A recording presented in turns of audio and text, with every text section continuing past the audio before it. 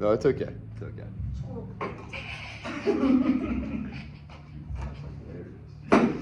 Dude, over the edge. Dang, you're talking about, right? Oh yeah. Sorry about that, fellas. Hey, it's okay, man. Oh, The first 2 minutes of that was the dodgeball bit anyway. Yeah, that was going true. right there, right? Not Well, I turning was that gonna in. cut it out. Nah. No. Keep it. All right, good morning. Thank you for being here. We are Titan Genetics, and we're going to go over our 2029 results. My name is James Shofi. I am the Chief Executive Officer. My name is Matt Gray. I'm the Chief Financial Officer. I'm Jake Lotta, and I'm the Chief Marketing Officer. I'm Rob Kinder, and I'm the Chief Product Officer. And my name is Aiden Barron. I am the Chief Operations Officer. All right, so looking at our agenda, we're going to get into the company overview, then look at products, look at our market analysis, analyze our department strategies, look at our financial results, and then close with a conclusion. All right, first we're just going to start off with some highlights from this past year, 2029. We saw strong stock growth of 56% to $222. This is well above our 7-year CAGR, which is 36%. We were very happy with this number because it shows that the market is interpreting our investments well and perceiving us well. We also have an ROA of 21%, which is very healthy for a company like us, and we only perceive this increasing in the coming years due to our plant investments maturing. Third, we have profit of $70 million. This was a 26% increase from 2028, which we believe is a great number. And we impart this due to our low cost structure strategy that we have, and we'll get more into that later on into the presentation. And then next, due to that strong net income year in and year out, we have $185 million of cumulative profit, which is the highest in the industry. And at Titan Genetics, we like to boast that since our inception in 2023, we have not had one negative profit growth since 2023. All right, we're gonna get into our company overview. Just a little bit about who Titan Genetics is and what we do. So we were created in 2023 when a monopoly split up. We are incorporated in the state of Delaware because of the tax haven there, or the tax system there. We are headquartered and manufacture all of our products in the state of California, in Scotts Valley, and we sell genetic testing devices. These are handheld devices that we sell directly to the consumer and to healthcare professionals to improve the quality of the lives around us. And finally, our ticker symbol is TTG. We are a member of the New York Stock Exchange and in the S&P 500.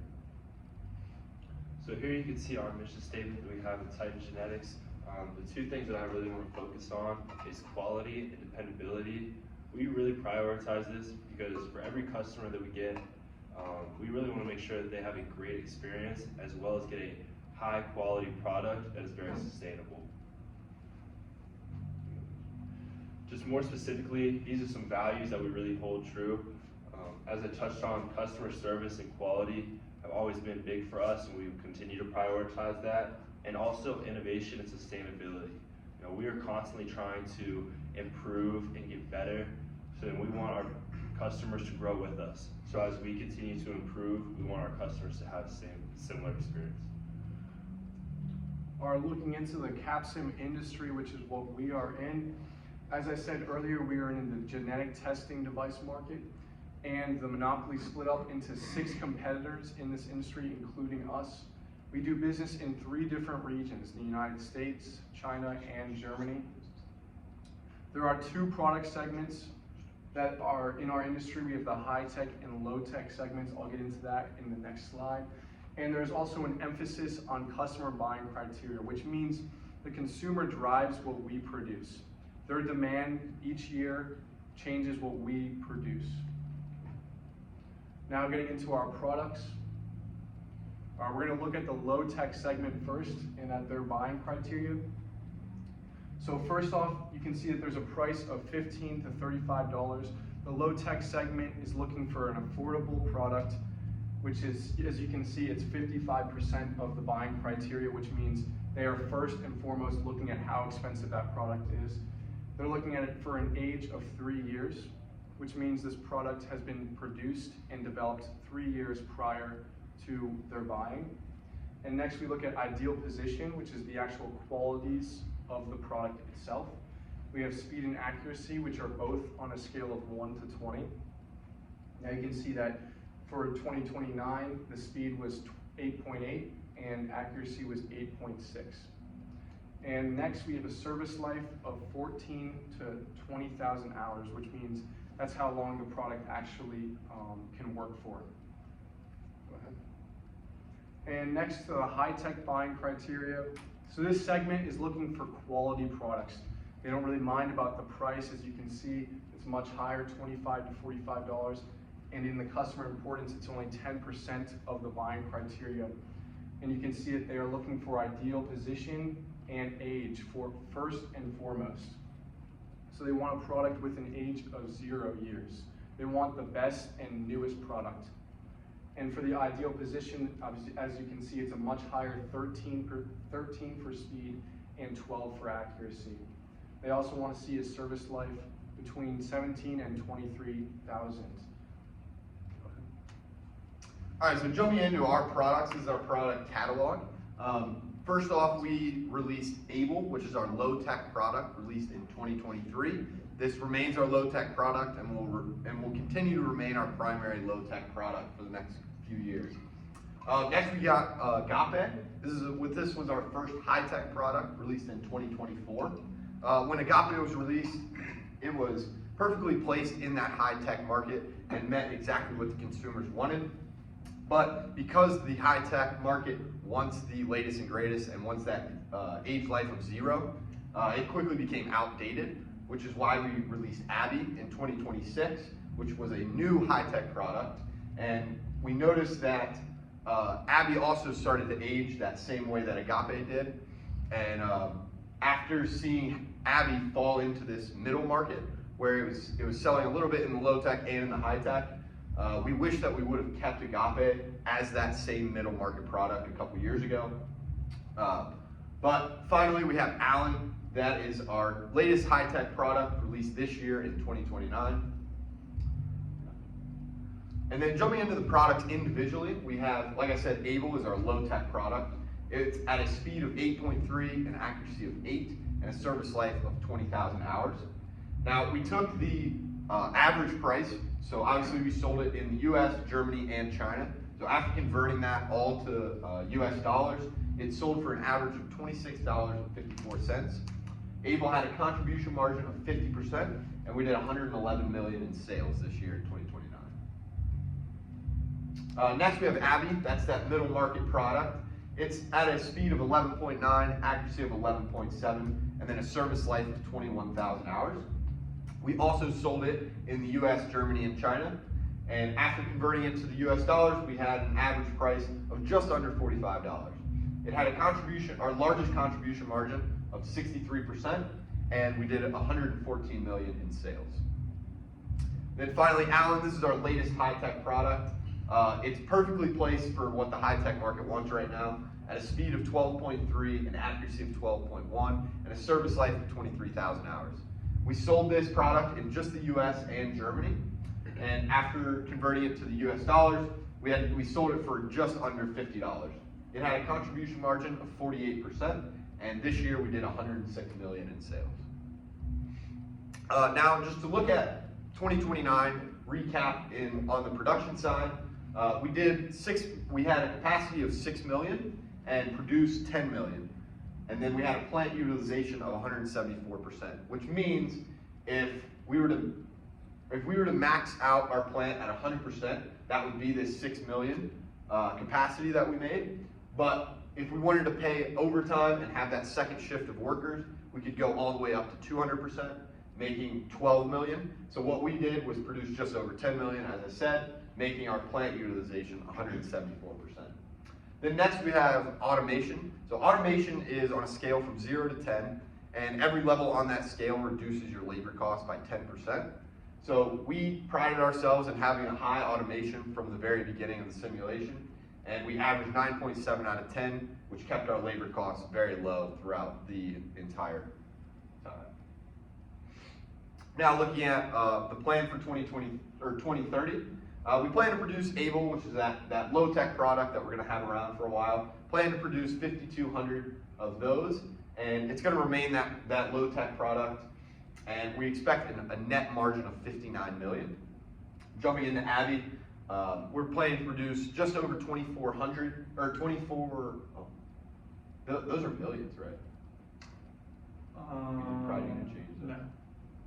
That's Oh, that is volume, probably- volume okay. of product. All right, so we're planning to produce just over 2,400. It is that middle market product, and we expect to see a net margin of 78 million. And then finally, Allen, this is our latest high-tech product. We see it doing very well this year as it's placed perfectly in that high-tech market. We're planning to produce just over 4,500 and then have a net margin of 137 million. So looking at our 2029 contribution margin in a bit more detail, we have Able at 50%. This is mainly attributed to the low price per product in the low tech market, but having a high automation of 10. The antithesis of this, you can see, is Allen at 48%, which was a high tech product that has a high price per unit, but a low automation, relatively low automation of 6. We're looking to improve Allen's contribution margin to get closer to Abby's level of 63% by increasing automation to a level of 9 or 10 moving into 2030. Abby, as you can see, is our bread and butter at Titan Genetics at 63%. And again, this is kind of the best of both worlds between Able and Allen, being a high-tech product and having a high price per unit, and also an automation of 10. It's making it a very efficient product to sell, and therefore we try to sell the largest amount of Abby that we could in all 3 markets. Moving on to our market analysis. This is our SWOT analysis. This is going in detail the strengths, weaknesses, opportunities, and threats to our company. Begin with our strengths, it would be our high contribution margins, which can be due to our low variable costs, again creating strong margins. Additionally, our low pricing strategy is what contributed to our high contribution margins.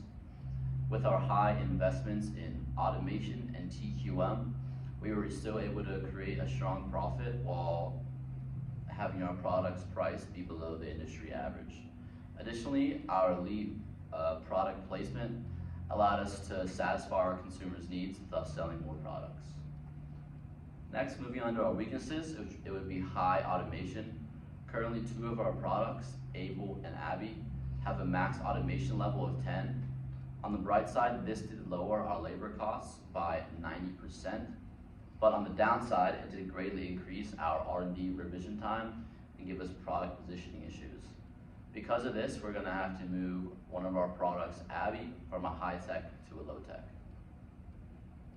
Now moving on to our opportunities, we have the opportunity to increase our US low tech market share. In the past, we have been outsold by our competitors due to their 2-product strategy, meaning that they held 2 low tech products in the US market versus our 1. So to combat this, we are going to move Abby to our second low tech. This again is due to our high automation, which is forcing us to do this, but in turn is going to give us extra shares and extra market share in the US low tech, increasing our profits, turning one of our weaknesses into a strength. Finally, one of our threats is always new high tech entrants. Currently, our newest product, Allen, is the newest in the high tech market. We always have to worry about the competition coming in and creating a newer and better product. Now moving on to our global market share, you can see that we were second in the industry with 23%. We did this with only 3 products on the market due to most of our competitors, while most of our competitors held 4. This again was due to our elite product placement and strong margins. Next, moving on to our individual market shares, starting with US. Again, we were second in the industry with 23% market share, only 21% market share, sorry. Only 2% short of our nearest competitor. Again, we tend to combat this and become first in the industry by making Abby our newest low-tech product and increasing our market shares and profits. Furthermore, in Germany, we are first in the industry with 28% market share. We are first in the industry because of all three of our products being efficiently sold there. And finally, in China, you can see that we hold 21% of the market share, just 2% short of our lowest competitor, or nearest competitor. Now moving on to our department strategies with Jake. Research and development was something that we really prioritized here. We spent a lot of time researching the market, looking at our competitors, seeing how we could improve our products. And 3 things that we really looked at were optimal release date, product age, and product qualities. Just to kind of give some examples for that. Optimal release date, we did this with all of our products. We tried to release them as early in the fiscal year as possible. This allowed us to maximize the volume that we could produce, therefore it led to maximized profits. With product qualities, our low-tech product Able had the lowest price by undercutting our competitors because low price was a very high priority in the low-tech market. This allowed it to be the best product in the low-tech market and have very high profits. Product age, we spoke a little bit earlier about Abby and how it was a high-tech product that eventually moved to some middle market. So as it got older, we released Allen, which is now the newest high-tech product on the market and also the best high-tech product on the market. These 2 are big competitive advantages for us and was a main source of a lot of our profits. As you can see here, with the 50% reduction in R&D cycle time, this means that from our TQM and our HR, we were able to produce products twice as fast, which again was another competitive advantage for us. These marketing strategies, the 3 that I'll just touch on a little bit, was forecasting model, pricing strategy, and promo and sales budget. You'll see here just a reiteration of the values that I talked on a little bit earlier with ideal customer experience, competitive pricing, and unprecedented quality. We practice these into all of our products, and you can see from the success of our products that these are highly effective. You can see in this forecasting model here, this is what we use to, find the sales? Forecast the sales for the upcoming year. Just an example you can see is that the Chinese low-tech market grew 51% last year, while the USA high-tech market grew 14%. So we use this to forecast our sales, and it was very beneficial for us. As you can see, our promotion and sales budget increased every year from $36 million last year to $42 million this year, and we plan on investing $48 million next year. And what this means, as you can see in our accessibility, is that all 3 of our products are at 100%. That means that we are open to 100% of our customers, our products is accessible to them. And with our awareness, because we invest so much in our sales, promotion, damn, I gotta get that right. And so we see from our promotion is at least 94% for all of our products, but we'd like to get that to 100%, so all of our customers can be aware of the sales and maximize our profits. All right, so looking at the pricing strategy that we had, it varied between the high-tech and the low-tech market, and it was totally based on what the consumer wanted. So for the low-tech, we prioritize price because that's what the low-tech customers want. That price is 55% of consumer importance. So what we did is we tried to keep our prices more on the cheaper side, lower than our competition, to appeal to the low-tech customers. And then for high-tech, the price did not matter quite as much. So our prices stayed a lot more steady and competitive relative to our competition. The high-tech market cares about the ideal position, and they care about the product life being 0. So, or the age being 0. So because we have the best high-tech product, we were able to keep our price towards the higher end and know that people were still going to buy it.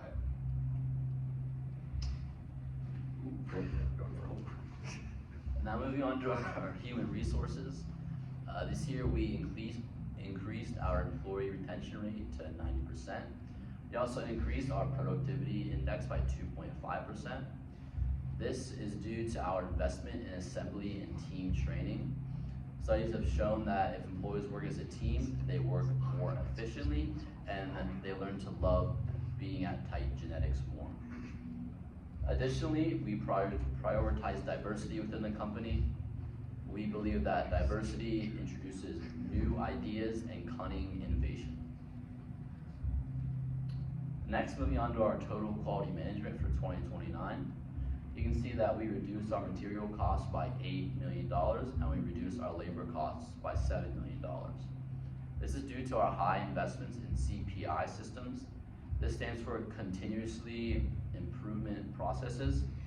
This is a management methodology that looks to improve our products, processes, and services by increasing our efficiency, productivity, and quality. It is a process that analyzes our performance and data, implements changes, and measures the impact of those changes. Next, we highly invested in the UNEP Green program. This is a United Nations program that promotes sustainability and provides training and resources to our employees and business to make us more green. Finally, we invested in the Six Sigma and concurrent engineering. This is another management methodology that is mostly used in manufacturing to reduce costs and increase efficiency by introducing cross-functional teams and data-driven problem-solving techniques. Now onto our financial results with Mac. So looking into some of our financial highlights for 2029, we experienced the highest amount of sales yet at $331 million, which was a 25% year-over-year growth from 2028. Similarly, we could see impacts in net income, which is also our highest to date at $70 million, with a similar year-over-year return of 26%. Next, looking at our total assets of $330 million, which is the most in our industry in 2029, you can tell that we invest heavily into our company consistently since 2023. This is important to us as a cost-controlled company because it shows that we are willing to invest in ourselves and look to grow as much as we can. A large portion of our total assets was in plant investments. However, as Aiden said, we also invested in TQM, HR, and other global initiatives. With automation being the largest portion of our total assets, that's what helped us get our average contribution margin of 54%. Next, we have a PE ratio of 7.25.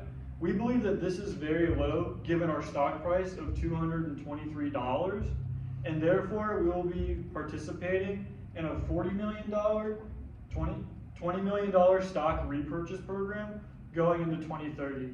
This should help raise our stock price as well as generate a higher equity for all of our previous and future shareholders.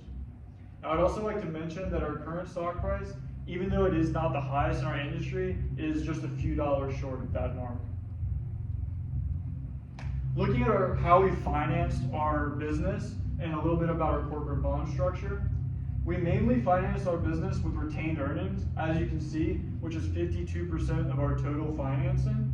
This is mainly attributed to retained earnings not having an interest rate associated with it, such as long-term debt or short-term debt. Additionally, we believe that with long-term debt, we believe that we could outpace the interest rate on those long-term bonds that were 10 years in maturity and had an interest rate of about 9 to 10% throughout the last 7 years. Obviously, we experienced growth that was much higher than 9 to 10%, and therefore we were able to pay off 2 of the earliest loans we took out in years 2023 and 2024. This brought us up to a AA investment grade bond rating, which is, we believe, at a very healthy level at just above a risk-free rate. So we're a very safe company to invest in, but you'll still see a decent return. Moving on to our market cap, I believe this shows the health of our company the best. We have the highest market cap in our industry at $508 million, but I'd also like to point out that we had good competition. And this shows that at Titan Genetics, we are able to perform at the highest level and still be the best. Looking at net profit growth, you can see from the graph that we experienced a sort of snowball effect that had exponential growth. This means that in years 2028 and 2029, we experienced over 50% of our cumulative profit. And this graph also shows that we saw consistent gains from our conception in 2023. However, I would like to make a note that we are not an executive suite that sits idle. We took calculated risks and mitigated losses through diversifying our investments throughout every portion of our business. And looking at our ROA, this tells the story of our business from the beginning. In years 2023 to 2025, we saw an ROA of about 11 to 13%. This was to be expected considering we invested early on and very heavy into our business, but there wasn't yet that large exponential growth of our customer or consumer market. Looking at 2026 and 2027, we had a lower ROA of 10%, and after analyzing and going back and trying to understand why we had such a low ROA, we determined that our retirement of Agape after only 2 years of a product on the market was not enough, did not generate enough returns to justify the amount of investment we put into automation and capacity for Agape. Learning from that mistake and keeping Abby upon the release of Allen in this most recent year, 2029, we saw a great success at 22% and 21% ROA, respectively, for years 2028 and 2029. Moving on to our conclusion with James. All right, so we're going to look at the lessons that this management team has learned over the past few years. So first, we've realized we did not want to increase our automation to the max level 10. As we have stated earlier, that causes problems with our R&D cycle, slowing our revision times, and just giving us a little bit of a disadvantage to our competitors. So we plan to max out at a level of 9, allowing us to have strong margins, but also having time to revise products. Next, we're going to maximize our highest margin products. As Mac has stated, we made the mistake of retiring Agape too early, which was our highest margin product at the time. And we have learned from that mistake and will not make the same one with Abby. And third, we're going to have we need to have 2 low-tech products in that segment. So basically, all of our competitors had 2 products in the low-tech segment in the United States, and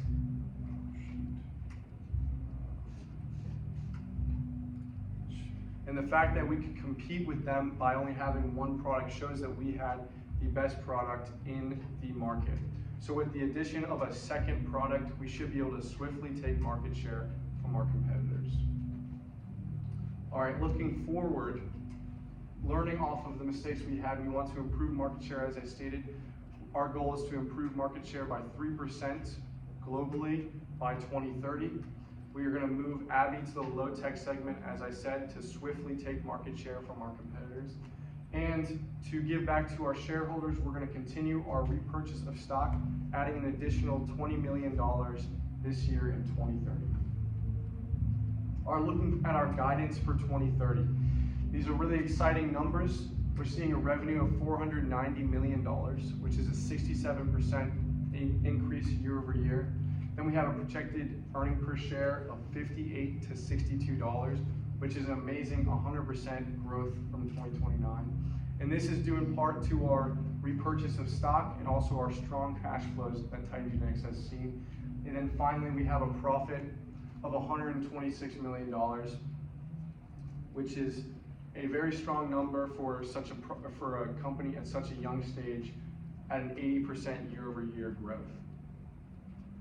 And we're going to look at the performance goals that we set as a management team in 2023 for this current year. So we wanted to see a 20% EPS growth year over year. We wanted to see a 14 to 15% profit growth and be the industry leader in market cap. And I can confidently say that we are the industry leader in market cap by $20 million. We have a current 26% growth year over year from 2029 or 2028 in our profit, and we are currently have a 32% increase in EPS year over year. All right, so based on those goals, we're going to present to you the compensation package we would like for 2030. Now, upon approval, we will have a base salary, or CEO will have a base salary of $400,000, and the rest of the suite will have $380,000. And we also have a bonus equity, which will be $1.5 million for the CEO, 1.2 for the CFO, and $1 million for the rest of the suite. All right, so based off that compensation, we believe we have met our goals. We have met, but not only met, but exceeded our goals. And we are going to show you through our highlights one last time what we have done here at Titan Genetics. Again, we had a 56% growth from 2028 in our stock price. We had a very healthy ROA of 21. We had amazing growth in profit of 26% to 70 million this year. And finally, we are the industry lead in our cumulative profit at $185 million. I cannot emphasize this enough, how hard this team has worked to achieve this. I believe we have learned very valuable lessons, but we have worked hard to become the #1 in our industry. Thank you for coming, and I'd like to open the floor for questions.